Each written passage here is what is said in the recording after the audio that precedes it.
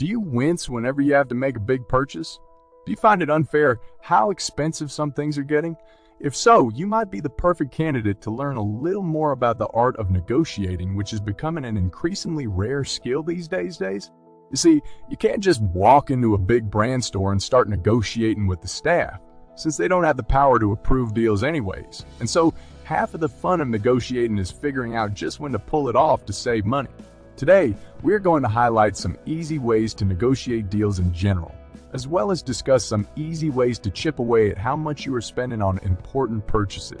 Enjoy the ultimate guide to negotiating, and make sure to stick around all the way to the end of the video for one of our most valuable tips yet. Number 1. Know the time and the place.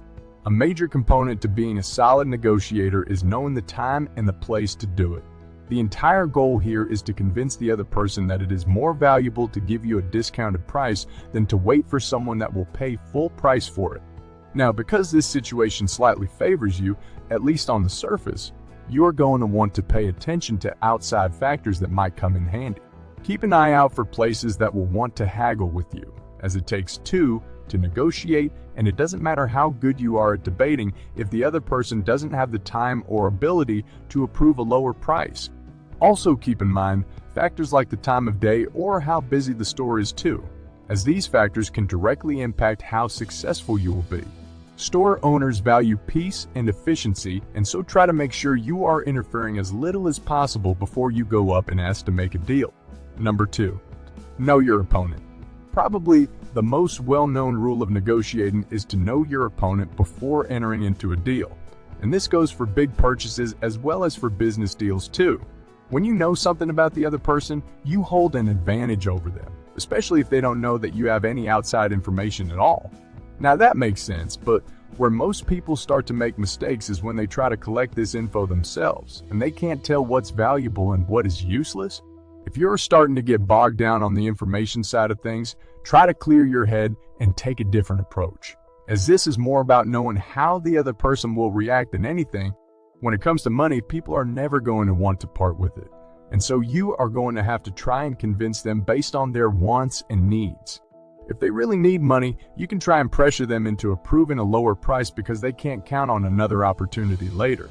And if they care about branding, you can promise to promote the product on your social media for a discount. Knowing your opponent can really help to determine the proper path to follow in conversation and should open up doors to saving you may not have realized exist. Number 3. Don't act suspicious. It's hard to understand the reason for it, but many people get nervous or feel uncomfortable when they are put in a situation where they have to negotiate. It seems almost like they feel bad that they are doing this to the other person. But this is just a silly thought and not one that you need to humor or justify at all. Store owners are only talking to you in order to sell their stuff anyways, and so you don't have to feel guilty or bad when you try to knock a few dollars off of a large transaction. Acting uncomfortable or nervous will usually work against you if you continue to negotiate anyways, as people won't feel like they can trust you if you are acting strange or out of character. The negotiating process is a pretty vulnerable time, and it requires mutual trust and understanding to get right. Showing the other person you are taking their input seriously is a very important part in making sure things end up going your way. But you're a lot less likely to succeed if you are too in your head to be present. Number 4. Start reasonably, but not too much. Negotiating is a lot like chess, since you're trying to force the other person into making choices that directly benefit you and that may not be helpful to them. The first number that you offer is extremely important in setting the tone of the conversation, and it's not something that you should take lightly. You want to try and offer something reasonable. That way, the other person feels like their time isn't being wasted. By giving them an offer they can mull over, you also establish to them that you have to be considered here, and this can really open up doors for you. While the number you suggest should seem reasonable, it also shouldn't be one that you should expect them to take you up on, as that is part of the point. By giving them the chance to say no, you are making them feel like they have the power, and this is a great place to be. When you are in control, the other person will feel like they are on the back foot and need to defend. But when the other person has it, you are free to start suggesting things with minimal pushback. After this initial pitch, go for a number that you believe in a bit more and see if you can't sneak out with an early win. Number 5.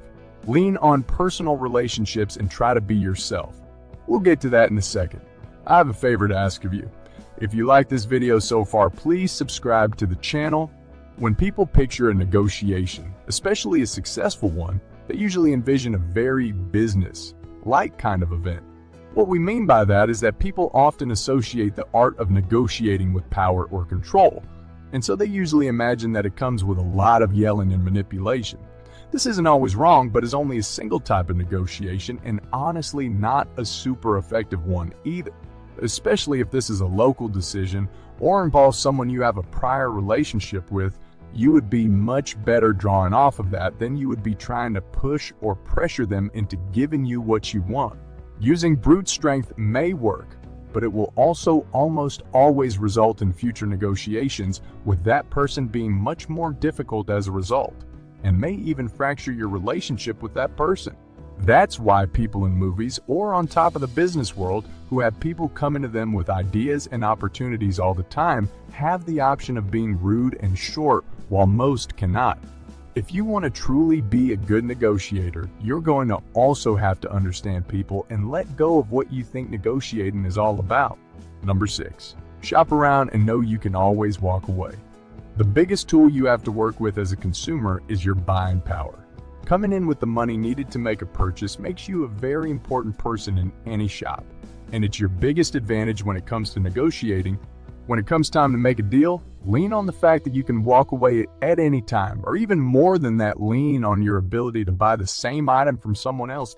If you're in the market for a table, for example, shop around and find similar, cheaper tables before trying to barter for the one you really want. This way, you keep the other person on the back foot and they feel as though they have to continue selling to you. When people feel like they have to sell an item, that you aren't going to just buy it without their input, they are more likely to grant you deals and savings than if they felt like your options were limited.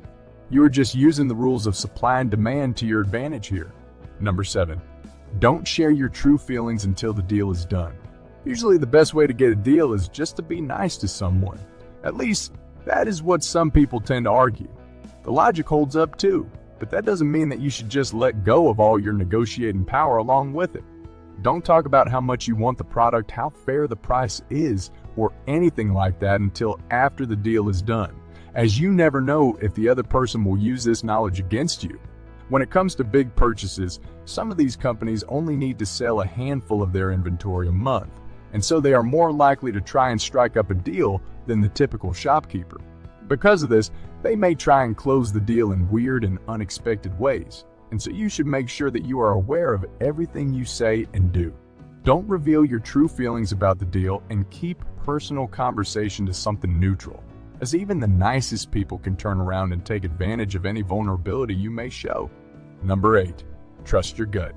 At the end of the day, negotiating is much more art than science, and every situation you will find yourself in is going to be unique and completely your own.